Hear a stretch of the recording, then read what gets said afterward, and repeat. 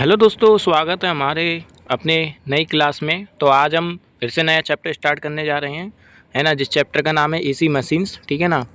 काफ़ी सारे चैप्टर हमने कंप्लीट कर लिए हैं। इससे पहले हमने डीसी मशीन्स पढ़ा था, उसी से थोड़ा रिलेटेड है। उसमें हमने डीसी मशीन्स के बारे में पढ़ा था, इसमें एसी मशीन के बारे में पढ़ेंगे, ठीक है ना। हमने उसमें पढ़ा था कि डीसी से कौन कौन सी मशीनें काम करती हैं, कौन कौन सी मोटरें डीसी और डीसी जनरेटर के बारे में पढ़ा था। इसमें हम एसी मोटर एसी जनरेटर के बारे में पढ़ेंगे, ठीक है ना। तो देखते हैं पहला क्वेश्चन क्या कहता है।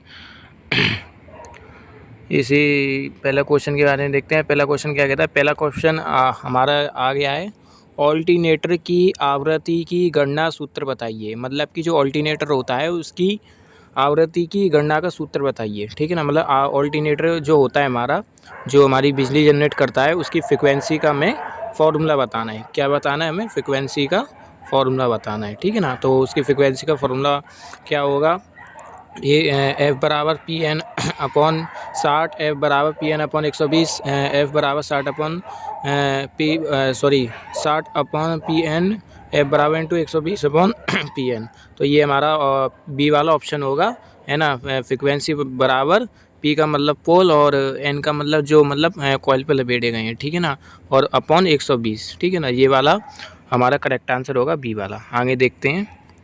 आगे हमारा जो क्वेश्चन कह रहा है, ऑल्टरनेटर के, है ना, एटर डीसी सप्लाई प्रदान करने वाली युक्ति कहलाती है इन्वर्टर, कन्वर्टर, एक्साइटर या रेक्टिफायर। तो ऑल्टरनेटर के जो एटर होता है डीसी सप्लाई प्रदान करने के लिए वाली युक्ति कहलाती है, वो कौन सी होती है हमारी? एक्साइटर। एक्साइटर क्या होता है? जैसे कि हमारा ये एक तरह से मैं आपको बता दूं, ठीक है ना। एक तरह से मैं आपको बताऊं, जैसा कि ये हमारा ये हमारे एक तरह से ये हमारा एक सेकंड, जैसे कि ये हमारा ऑल्टरनेटर है, ठीक है ना। और ये हमारा ऑल्टरनेटर है ना। और ये इसकी सॉफ्टवेयर लगी हुई है, ठीक है ना। ये इसकी सॉफ्टवेयर लगी हुई है। इसके अंदर जो एक्साइटर है, इसके अंदर जो एक्साइटर होगा और उसमें जो कॉइल लपेटी गई है, ठीक है ना, उसके अंदर इसके अंदर कॉइल लपेटी गई है, ठीक है ना।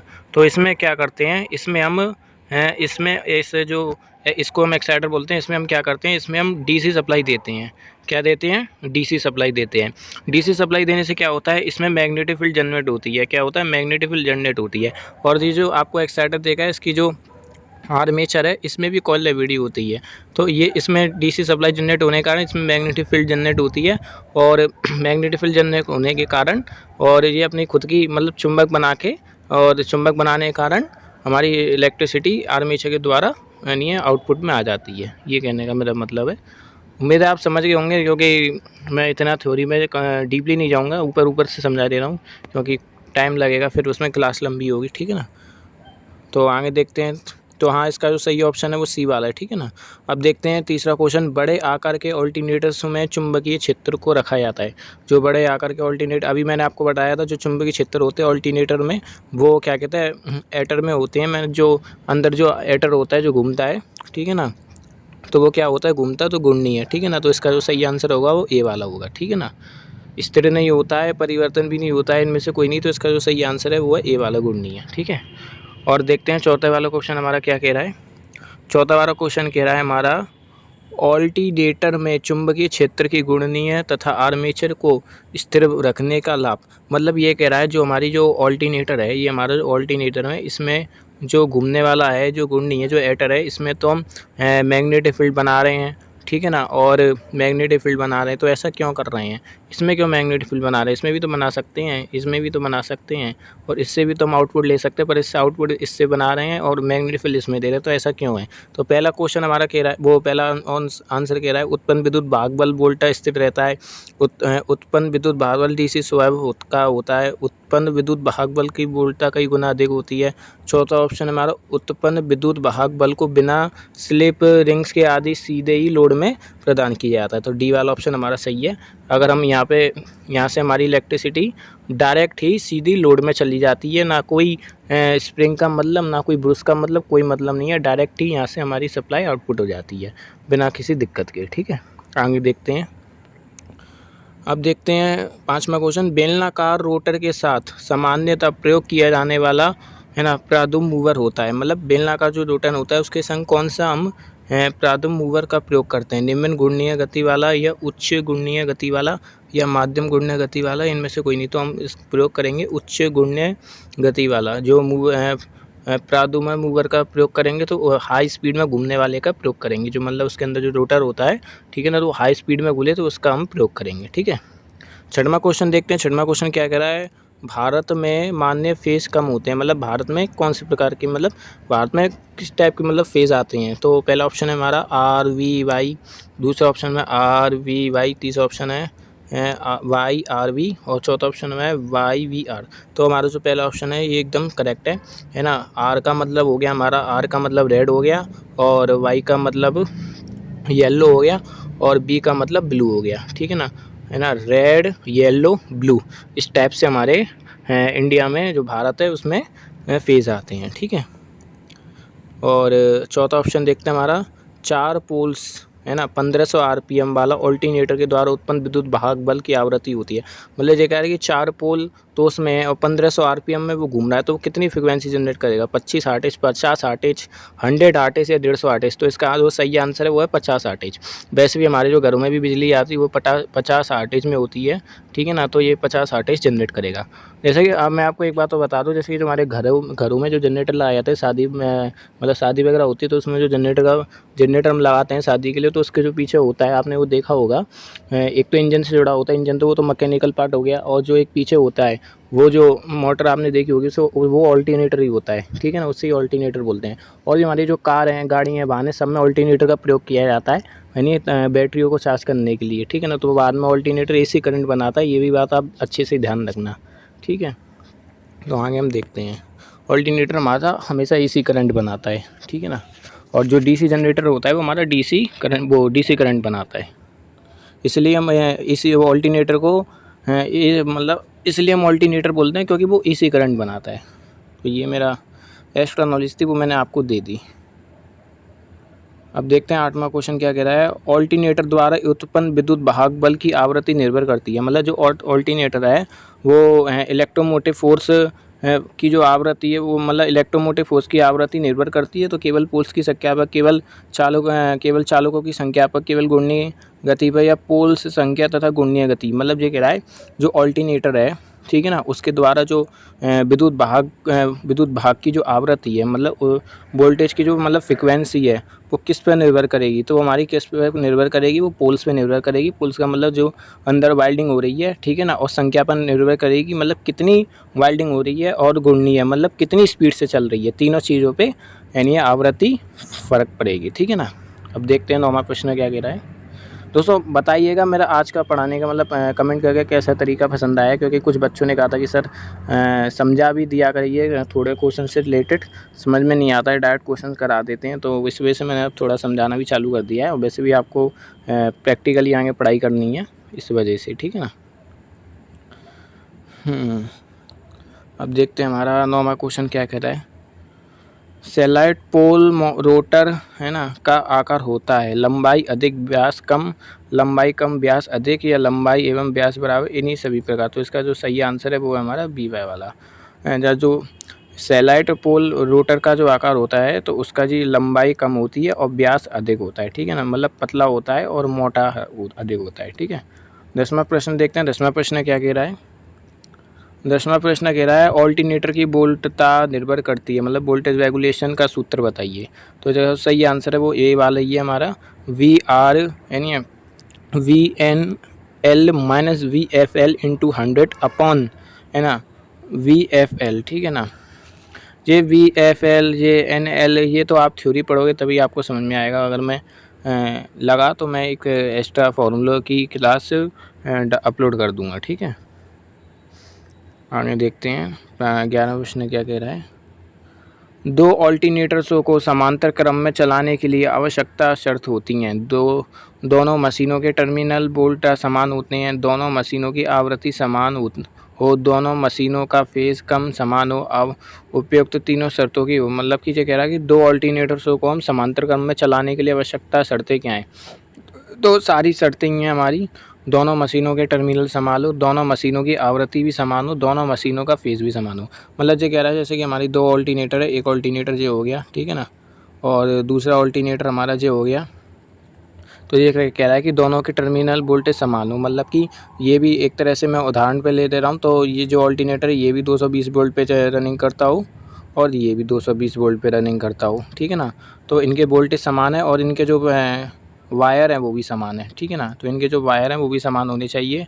दोनों की फ्रिक्वेंसी फेज़ कम में होनी चाहिए, मतलब दोनों मशीन जिसकी भी 50 आटेज होनी चाहिए, ठीक है ना, और इसकी भी 50 आटेज होनी चाहिए। और इन दोनों मशीनों के फेस कम भी समान होने चाहिए, मतलब इसका भी जो RVY है, ठीक है ना, इसका जो RYV है, ठीक है ना, और इसका भी RYV होना चाहिए, ठीक है ना, RYV, मतलब कि समान होने चाहिए। तीनों के टर्म वोल्टेज फ्रिक्वेंसी समान होनी चाहिए, ठीक है ना। आगे देखते हैं। ऑल्टरनेटर्स की सिंक्रोनाइज़ेशन के लिए सामान्यतः प्रयोग किए जाने वाली विधि होती है डार्क लैंप विधि, वाइट लैंप विधि, डार्क वाइट लैंप विधि, है ना, ये सभी। तो इसका जो सही आंसर है वो डार्क वाइट लैंप विधि होती है। ऑल्टरनेटर की सिंक्रोनाइजेशन का मतलब क्या होता है, जैसे सारे ऑल्टरनेटर के जो सारे ऑल्टरनेटर हैं उनको सबको मतलब जोड़ना, ठीक है ना, उन सबको जोड़ना, ठीक है ना, सारे मतलब जो होते हैं उनको जोड़ना, वो हमारा सिंक्रोनाइजेशन होता है, ठीक है। तो मुझे उम्मीद है आपको समझ में आ रही होगी चीज़ें। समांतर क्रम में संयोजित किया जाने वाला दूसरा ऑल्टरनेटर कहलाता है, मतलब कि हम एक ऑल्टरनेटर हमारा पहले से लगा हुआ है, ठीक है ना, दूसरा ऑल्टरनेटर हम जोड़ दें, ठीक है ना। पहला ऑल्टरनेटर तो हमारा लगा हुआ है, ये कह रहा है समांतर क्रम में संयोजित किया जाने वाला दूसरा ऑल्टरनेटर, पहला ऑल्टरनेटर लगा हुआ है, दूसरा ऑल्टरनेटर को हम समांतर क्रम में जोड़ दें, मतलब एक वायर इसका इसमें, एक वायर इसका समांतर क्रम में जोड़ दे, तो वो क्या कहलाएगा, रनिंग मशीन कहलाएगा, इनकमिंग मशीन कहलाएगा, एसी मशीन कहलाएगा, डीसी मशीन कहलाएगा, तो हमारा इनकमिंग मशीन कहलाएगा, ठीक है ना, ये हमारा इनकमिंग मशीन कहलाएगा, ठीक है ना। दूसरे ऑल्टरनेटर को हम जोड़ते हैं समांतर क्रम में, तो हमारा क्या कहलाता है, इनकमिंग मशीन कहलाता है। आगे देखते हैं 14वां प्रश्न हमारा क्या कह रहा है।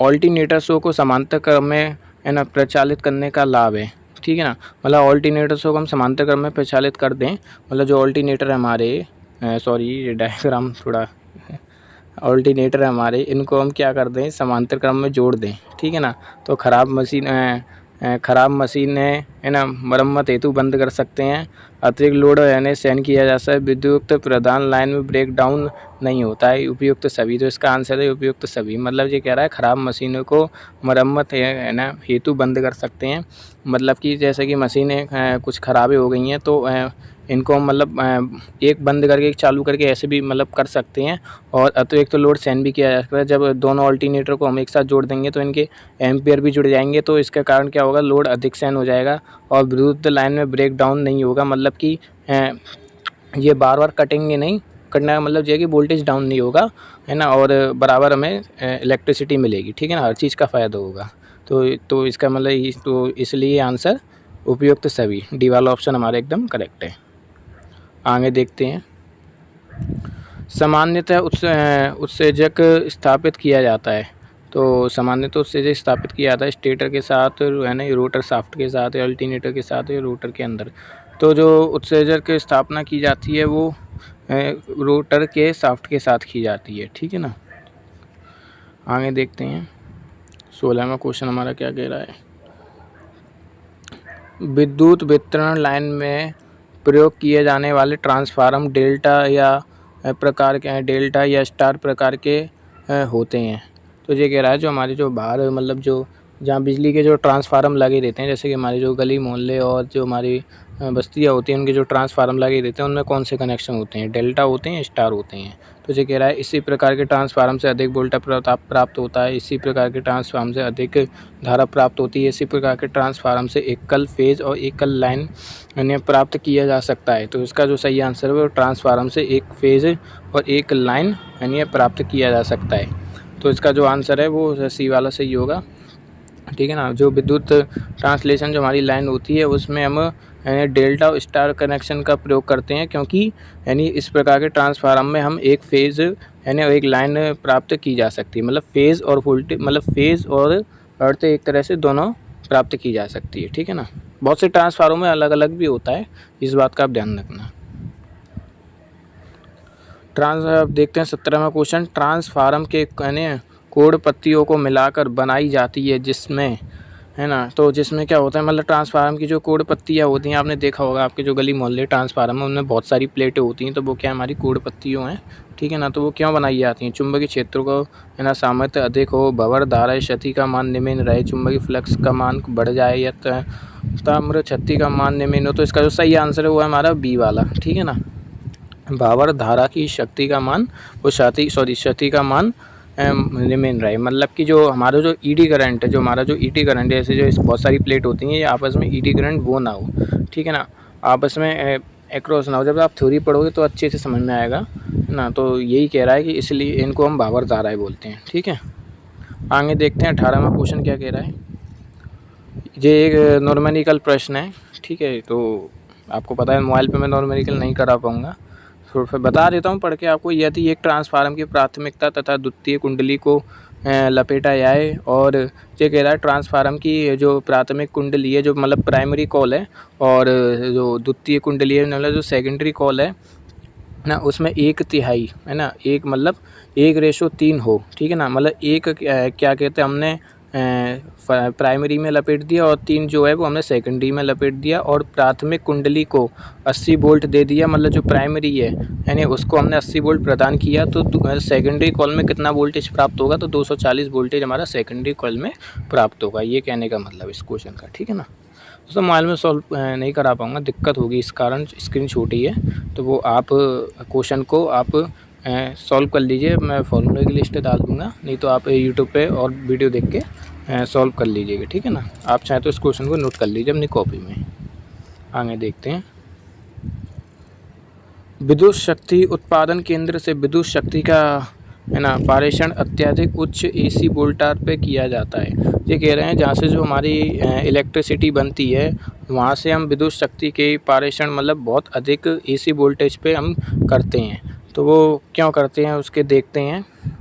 उच्च वोल्टेज पर शक्ति का संचारण देर उच्च होता है, मतलब कि हाई वोल्टेज पर शक्ति का संचारण देरी से उच्च होता है, या विद्युत शक्ति का उत्पादन यानी निम्न वोल्टेज पर नहीं किया जा सकता, या उच्च वोल्टेज पर शक्ति को चोरी करना असंभव है, या उच्च वोल्टेज पर धारा का मान कम होने के कारण है ना शक्ति का हास्य कम हो जाता है। मतलब कि ये कह रहा है कि अगर हम वोल्टेज को वहाँ से हाई क्या कहते हैं हाई सप्लाई नहीं करेंगे तो क्या होगा। अगर हम वोल्टेज को हाई सप्लाई, तो ये कह रहा है विद्युत शक्ति का उत्पादन केंद्र से मतलब जो जहाँ हमारी जो इलेक्ट्रिसिटी बन रही है वहाँ से विद्युत शक्ति का पारेषण अत्यधिक हाई एसी वोल्टेज पर किया जाता है। मतलब वहाँ से हाई एसी सप्लाई क्यों भेजी जाती है? तो वो इस कारण भेजी जाती है कि हाई वोल्टेज पर धारा का मान मतलब कम ना हो, मतलब हाई वोल्टेज रहेगी तो धारा का मान कम ना हो, और वोल्टेज भी मतलब हमारा ना घटे। अगर हम ऐसा होता है हमारे वायर होते हैं, आपको पता होगा रेजिस्टेंस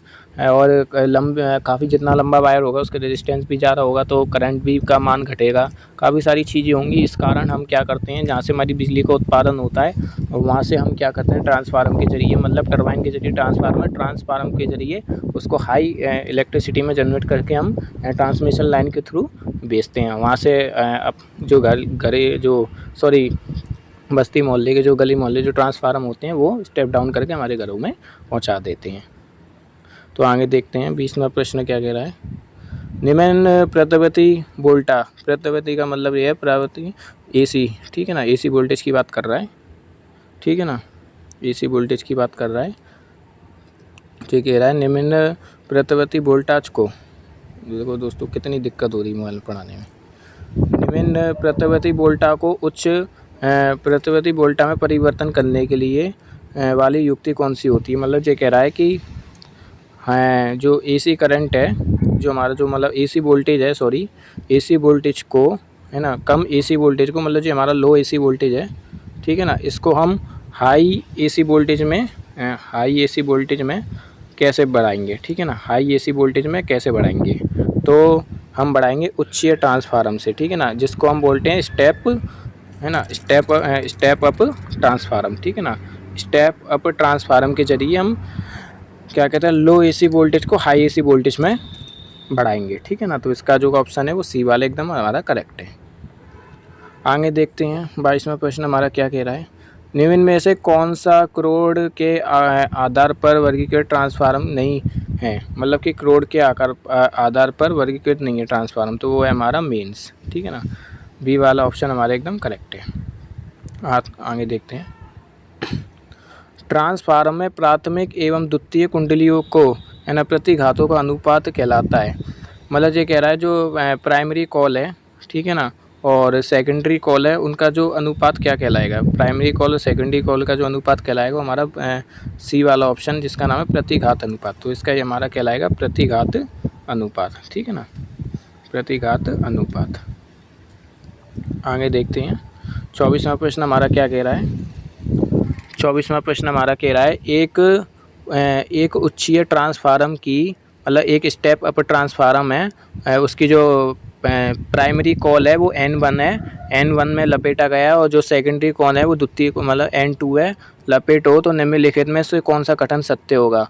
तो हमारा सी वाला कथन सत्य होगा। ये भाई जाहिर सी बात है, जब हम स्टेप अप ट्रांसफार्मर में यानी प्राथमिक कुंडलीय मतलब प्राइमरी कॉल है, प्राइमरी कॉल में हम प्राइमरी कॉल है उसमें हम क्या करेंगे, वोल्टेज कम देंगे। ठीक है ना, तो क्या होगा, क्या कहते हैं, और द्वितीय जो हमारी सेकेंडरी कॉल है उसमें हमें वोल्टेज ज़्यादा मिलेगा, तो ये सही है। जो हमारा जो N1 है ना, N1 कौन सा हो गया हमारा, ये N1 कौन सा हो गया हमारा प्राथमिक हो गया, और N2 हमारा कौन सा हो गया द्वितीय होगा, तो जो N1 हमारा ये हो गया, द्वितीय हमारा N2 हो गया, तो जाहिर सी बात है हमारा N2 वो हमेशा बढ़ा जाएगा। ठीक है ना, N2 मतलब वो सेकेंडरी कॉल में वोल्टेज जा रहा होगा तो N2 हमारा बड़ा होगा। ठीक है, आगे देखते हैं। 25वां प्रश्न कह रहा है विद्युत शक्ति के स्थानांतरण के कार्य में ट्रांसफार्मर प्रयोग करने का मुख्य लाभ। मतलब कह रहा है कि जो इलेक्ट्रिसिटी सप्लाई करने के लिए यानी मतलब एक जगह से दूसरे जगह इलेक्ट्रिसिटी भेजने के लिए ट्रांसफार्मर का प्रयोग करने के क्या लाभ हैं, है ना। तो स्टैटिक उपकरण होना, मैंने आपको अभी बताया था कि ट्रांसफार्मर से हम इलेक्ट्रिसिटी बढ़ा के हम बेच सकते हैं, और फिर अपने के जो गली मोहल्ले हैं उनसे हम स्टेप डाउन करके इलेक्ट्रिसिटी ले भी सकते हैं। ठीक है ना, स्टेप अप और स्टेप डाउन में ये बहुत बढ़िया ये काम करते हैं, तो इसका मतलब जो हमारा जो सही आंसर है वो स्टैटिक उपकरण होगा। ठीक है ना, ए वाला बिल्कुल ऑप्शन हमारा एकदम करेक्ट होगा। ठीक है, अब देखते हैं 26वां प्रश्न क्या कह रहा है। 26वां प्रश्न, यदि एक ट्रांसफार्मर की प्राथमिक अपघात 100 ओम हो, ठीक है ना, और 100 ओम हो और उसकी लपेटी निष्पष्ट 2:1 हो, तो द्वितीय अपघात क्या होगा। मतलब ये कह रहा है कि ट्रांसफार्मर में हम जो ट्रांसफार्मर की जो प्राइमरी है उसका जो अपघात है, मतलब प्राइमरी का जो रेजिस्टेंस है वो 100 ओम है, और उसकी जो लपेटी हुई निष्पक्ष है, मतलब जो लपेटी हुई निष्पक्ष में 2:1 है, तो द्वितीय का हमें रेजिस्टेंस बताना है, तो वो कितना होगा, वो हमारा 25 ओम होगा। ठीक है ना, ए वाला एकदम करेक्ट होगा। आगे देखते हैं 27वां प्रश्न क्या कह रहा है। निम्नलिखित में से कौन सी ट्रांसफार्मर क्षति नहीं है ना, त्राम क्षति, लोहा क्षति, घर्षण क्षति या क्षरण क्षति। तो इसका जो सही आंसर है वो हमारा घर्षण क्षति। ठीक है ना, सी वाला ऑप्शन हमारा एकदम करेक्ट है। आगे देखते हैं 28वां प्रश्न देखते हैं। यदि एक ट्रांसफार्मर को 100 वोल्ट की सप्लाई से जोड़ा जाए, मतलब ये कह रहा है कि एक ट्रांसफार्मर को हमने 100 वोल्टेज से जोड़ दिया, और उसकी जो प्राथमिक कुंडली है, जो मतलब उसकी जो प्राइमरी कॉइल है उसमें हम 500 टन मतलब लपेटते हैं, 500 बार हम उसमें कॉपर की वेल्डिंग लपेटते हैं, और वोल्ट 5 वोल्ट प्राप्त करने के लिए द्वितीय कॉइल में कितने लपेटे जाएंगे। मतलब ये कह रहा है 500 तो हमने प्राइमरी में लपेट दिए, ठीक है ना, 500 तो हमने प्राइमरी में लपेट दिए, ठीक है ना, 100 वोल्ट हमने प्राइमरी में दिए और 500 हमने लपेट दी, तो 5 वोल्ट हमें आउटपुट में लेने के लिए सेकेंडरी में 5 वोल्ट आउटपुट में लेने के लिए हमें सेकेंडरी में कितने लपेटने पड़ेंगे। तो उसका जो ऑप्शन है वो है डी वाला, 25 टन हमें मतलब 25 टन लपेटने पड़ेंगे। ठीक है, आगे देखते हैं। प्राइमरी में आप जितने ज़्यादा लपेटोगे और सेकेंडरी में कम लपेटोगे तो सेकेंडरी में हमारा वोल्टेज कम आएगा, तो हमारा स्टेप डाउन ट्रांसफार्म हो जाएगा। वोल्टेज ज़्यादा दोगे तो कम देगा। अगर हम क्या करेंगे, जो हमारी जो प्राइमरी कॉइल है उसमें हम कम टन लपेटें और सेकेंडरी में हम ज़्यादा लपेट दें, तो वो क्या कहते हैं, सेकेंडरी में हमें वोल्टेज ज़्यादा होगा, तो वो हमारा स्टेप अप ट्रांसफार्म कहलाएगा, क्योंकि उसमें वोल्टेज ज़्यादा मिलेगा। ठीक है ना, तो ये होता है। आगे देखते हैं 28वां प्रश्न। यदि एक ट्रांसफार्म को जी मैंने दोबारा पढ़ दिया, हाँ गलत होगी। 29वां प्रश्न देखते हैं। यदि NP और NS 2:1 है और प्राथमिक कुंडली को 230 वोल्ट की सप्लाई दी जाए तो आउटपुट क्या होगा। ये देखो वही आंसर है जो कह रहा है कि जो हमारी जो NP है, मतलब जो हमारा प्राइमरी है, उसमें हम क्या करें, उसको हमने 2 रेशो में, अब उसका जो मान है 2 है, ठीक है ना, और जो NS है उसका जो मान है वो 1 है, ठीक है ना। और तो प्राइमरी कॉइल में हम क्या कर रहे हैं, 230 वोल्टेज भी दे रहे हैं, ठीक है ना। तो हमें क्या कहते हैं, जो सेकेंडरी है उसमें वोल्टेज कितना मिलेगा, ठीक है ना। इसका जो फॉर्मूला है वो मैं बता दूंगा, वो क्या कहते हैं, यहाँ पे नोट नहीं कर पाऊँगा, इसको सॉल्व कराना पड़ेगा, तो मैं ऐसे ही बता देता हूँ। इसका जो आंसर है वो है बी वाला, 115 वोल्ट हमें आउटपुट मिलेगा, ठीक है ना। बी वाला ऑप्शन हमारा करेक्ट है, ठीक है। हाँ, देखते हैं 30वां प्रश्न हमारा क्या कह रहा है। दोस्तों, अगर आपको फॉर्मूले की अगर आपको चाहिए क्लास आपको, तो मैं एक काम करूँगा, आप मुझे बता दीजिएगा, मैं फॉर्मूले की क्लास बना के डाल दूँगा, ठीक है ना। फिर आप उसमें देख के, मैंने आपको तो समझा ही दिया नॉर्मली, आप उसमें देख के इनको सॉल्व कर सकते हैं, ठीक है। मुझे कमेंट करके जो बता दीजिए, ठीक है। ट्रांसफार्मर की द्वितीय कुंडलियन में प्रेरित विद्युत भाग बल का मान निर्भर करता है। मतलब ये कह रहा है जो ट्रांसफार्मर होता है उसकी जो सेकेंडरी कॉइल है उसमें विद्युत भाग बल का मान, प्रेरित विद्युत भाग बल का मान प्रेरित करता है। मतलब जो सेकेंडरी कॉइल में वोल्टेज का मान किस पर निर्भर करता है, तो चुंबकीय फ्लक्स के मान पर, सप्लाई की आवृत्ति पर, कुंडलियों की लपेटी संख्या पर, तो सभी सही बात है भाई। जो सेकेंडरी कॉइल है ट्रांसफार्मर की, उसका जो आउटपुट में जो वो वोल्टेज दे रहा है वो किन किन चीज़ों पे फ़र्क पड़ेगा, चुंबकीय फ्लक्स पे फ़र्क पड़ेगा। अगर चुंबकीय फ्लक्स प्राइमरी कॉइल, मतलब प्राइमरी कॉइल चुंबकीय मतलब ज़्यादा बनाएगी, चुंबकीय फ्लक्स ज़्यादा बनेंगे तो सेकेंडरी में हमें आउटपुट ज़्यादा मिलेगा, वोल्टेज ज़्यादा मिलेंगे। और सप्लाई की आवृत्ति पर पड़ता है, मतलब फ्रिक्वेंसी जितनी अच्छी होगी उतना अच्छा हमें आउटपुट मिलेगा। कुंडली की लपेटी हुई संख्या, अगर हम कुंडली ज़्यादा लपेटेंगे तो हमें ज़्यादा वोल्टेज आउटपुट होगा। तो सभी है, ठीक है ना। तो इसका जो आंसर होगा वो डी वाला एकदम करेक्ट होगा, ठीक है। आगे देखते हैं।